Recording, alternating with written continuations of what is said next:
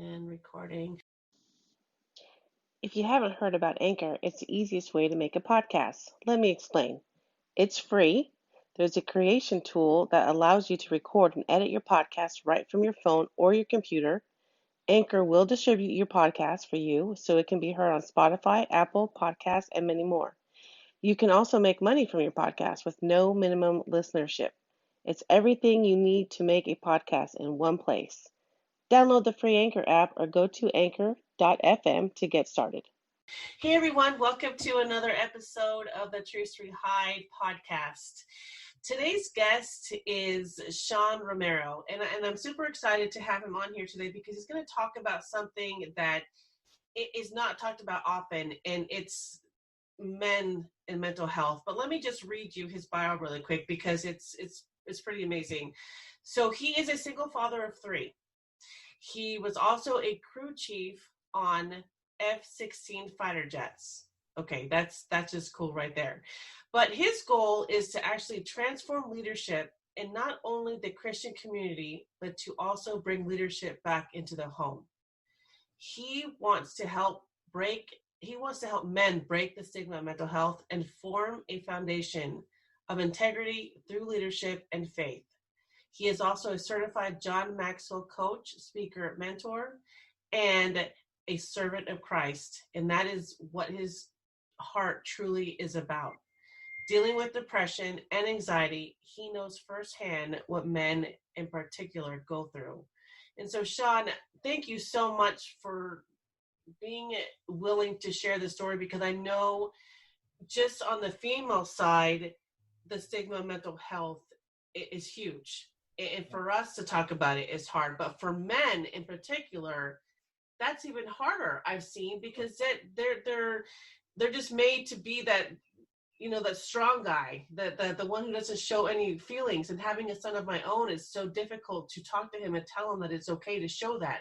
So yes, please tell us how you got to this point, and how I just love that you use faith in your Christianity to do this. So thank you so much for being here.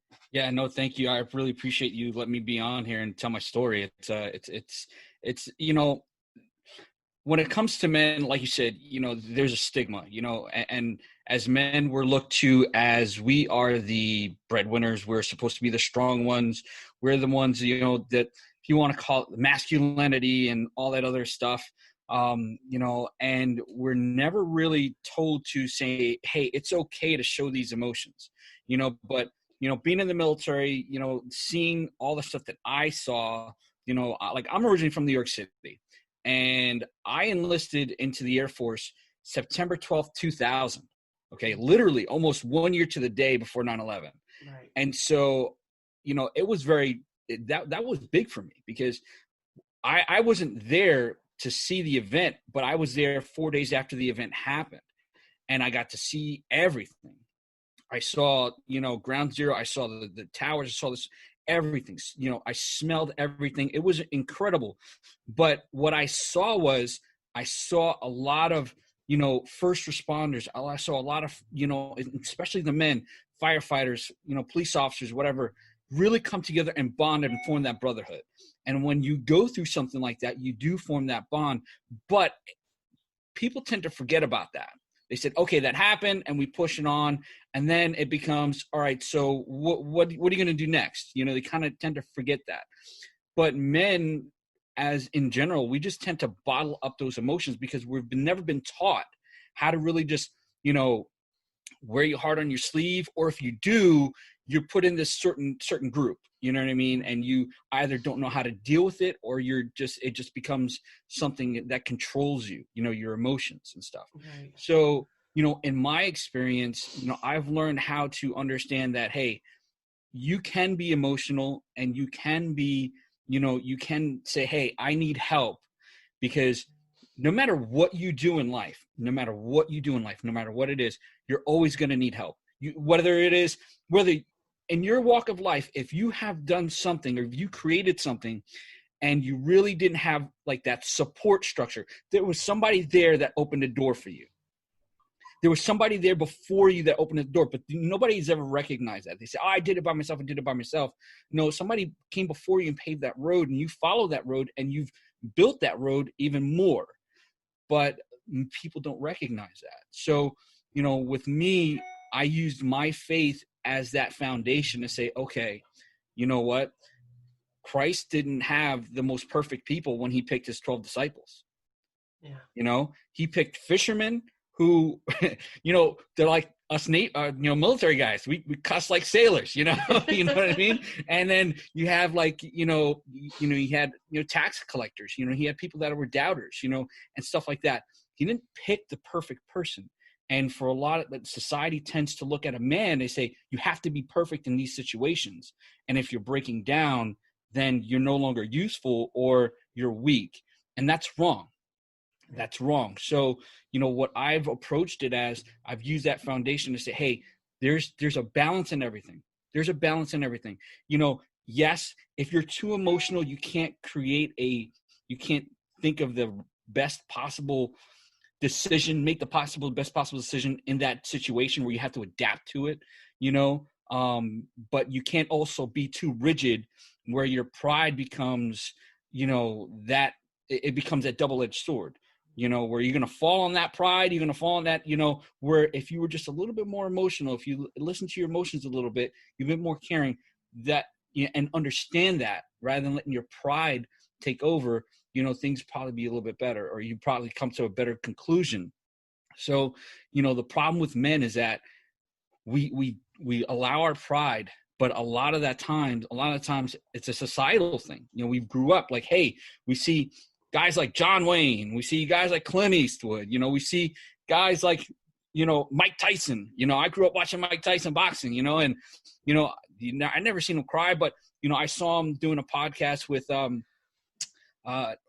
Tony Robbins, and he broke down, and I was like, wow, I was like, I've never seen Mike Tyson, he's like this beast, he's crying, he's literally in tears, and it was so profound because that's exactly what we have to be like. We have to be able to, as men, if we're going to be leaders in our community, if we're going to be leaders in our home, if we're going to be leaders in, as fathers or husbands or whatever, business, doesn't matter. We have to be able to break that stigma. We have to be able to say, hey, man, I can go and I may need 5 minutes to go and cry. I may need 5 minutes to just collect my thoughts and collect my feelings. It's okay. It's okay. Nobody's going to think anything bad of you.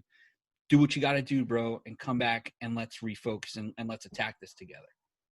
Yes. Oh my gosh. I'm so glad you said that. It is so hard. And like you said, it's a societal issue because we've been raised to, both men and women have been raised to not share our emotions really. And I think that was just from the generation I was raised in. You just don't put your business out there. You don't cry. You just suck it up and you keep going and you talk. Yeah. And so then now, I have a 17-year-old, and he just had a breakdown one day because he was just so stressed out. But his wrestling coach came over to him, put his arm around him, and was like, it's okay, man. It's okay. What's going on? And to see that just made me cry, because it's like, thank you for putting someone like him in my son's life to show him that it's okay. Absolutely. You don't get that. You don't get that very often.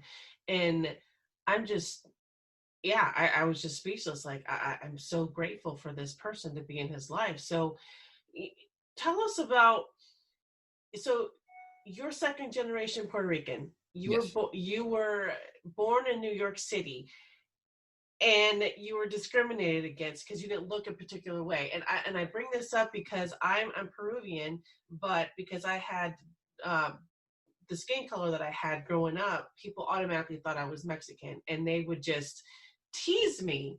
And I didn't speak Spanish very well at all, but I would just get so much hell for it.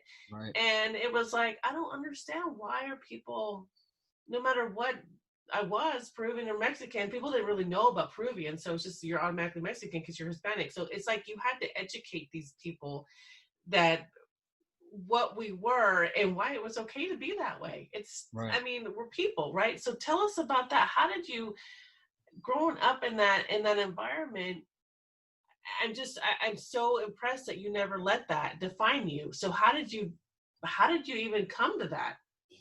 Well, growing up in New York City, and the only way to kind of explain it, if people really don't understand, because I grew up in the 80s and the 90s, as a teenager and stuff like that, and I saw a lot of change, in the 80s, like in the 80s in New York City. It was like the wild, wild west. You know what I mean? It was, and I mean, I was little. I was very, very little, but still, I took in a lot. And so when I was in third grade, I for the first time I had, I heard a derogatory name being called to me. I had my third grade teacher literally call me. Oh my She gosh. called me. She called me a spick. I was like, whoa! I didn't even know what that was. And she told me I would never amount to anything because I was Hispanic. But I didn't look like anybody else. I didn't look like my brothers and my sisters, nothing, because I'm very fair skinned. So, and like you, I didn't grow up speaking Spanish. I was like, no, I don't want to. No, I don't need to speak Spanish. I'm in New York. I don't need to speak English. Leave me alone. I don't want to, And we'd go to the Bronx and visit my grandparents, and they would only speak Spanish. And I'd be like, all right, I'm just gonna go in the other room, play with my Transformers and stuff, and call me when dinner's ready, and then we'll go to ice cream or whatever. But I didn't know that. And when I spoke to my parents, they were livid. They were like, oh my gosh. But I never saw, even when I got older, I don't know why. It was just something that it was me. I saw everyone for who they were. I didn't want to look at someone for what their skin. I have best friends who were African American. Mm-hmm. I have best friends who were also Hispanic and Dominican and were darker skinned. I had friends that were Jewish and whatever. None of that mattered to me. It really didn't. I looked at them as who they were. If you're, and I say this all the time, listen, if you're going to be a jerk, you're going to be a jerk. I don't care. You know what I mean? I don't care what you look like. I don't care what you dress like. It doesn't matter. It matters who your person is. If you're going to be a jerk, you're a jerk. I'm going to call you out on it. Right. I don't care, whatever. You dress whatever you want. Listen, you can dress with a coffee table on your head. I don't care. You know what I mean? But if you're really cool, I want to get to know you, Okay. But if you're a jerk, I'm like, hey, go over there. I don't want nothing to do with you. Yeah. But, so growing up, that's how I saw things, and, especially playing sports and doing all different things, you saw these different things. And I was blessed to where I didn't, and I had a lot of family that was NYPD and in law enforcement and things like that. My dad was a bus driver, so I really had the honeymooner type, if you will. My dad was a bus driver, my mom was a housewife, and it was the way it was. I'd jump on the bus with my dad every now and again, kind of like the Bronx story, Bronx Tale. It was cool, but I never saw anyone like that. I just never did. My parents, they always treated me that way too. They never wanted me to, look at someone or judge someone on what they looked like or what they said.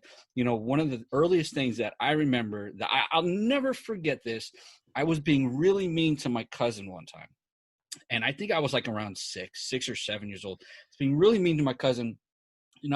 And she was a female, so, boys, always being, the boys being boys, so, but she was younger than me, and she had told me that, she had still believed in Santa, and I was like, oh, you're such a fool for believing in Santa, whatever. And my dad came from the other end of the room, and I'll never forget this. And he grabbed me, and he pulled me aside, and he started yelling at me. He looked at my face. He said, let that be the last time you ever make fun of somebody's dreams, because sometimes that is all they have, and you have no right to try and take away their dreams. And that stayed with me forever. And so that's really just kind of set me up for everything. And I never, after that, I was like, wow, it's one of those lessons, those life lessons that you learn it forever. You can't. Wow. So that really set the stage for everything. And then, being in a military family, you just kind of know, man, hey, this is uncle whoever, this is aunt whoever, this is, and it didn't matter who they were, it didn't matter their skin color, it didn't matter, They were family, they were friends. That's who they were. And it's really sad because, today what I feel like is that we're failing to